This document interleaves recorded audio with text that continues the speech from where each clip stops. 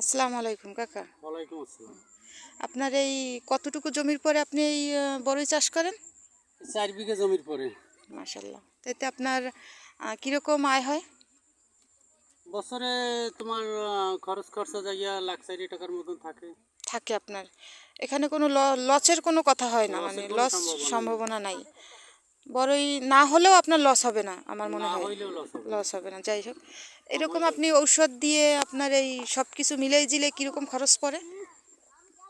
4 বিঘা জায়গায় তোমার 60,000 টাকার মতন খরচ হয়। 60,000 টাকা মানে আপনি খরচ টোটাল জাল করে টাল দিয়ে এটা ডাইকে ডিকে তারপরে 60,000 টাকা খরচ হওয়ার পরে আপনি আল্লাহর রহমতে প্রায় লাখ 4 টাকার চার মতন থাকে। তিন তিন 4 লাখ টাকার মতন আপনার লাভ দাঁড়ায়। হ্যাঁ।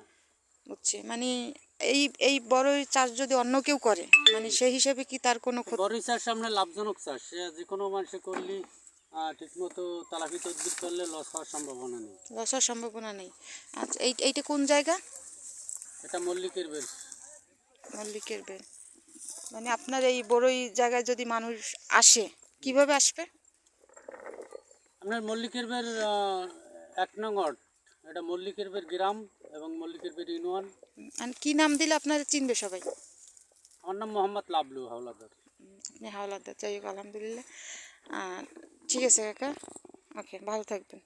আচ্ছা, আল্লাহ হাফেজ।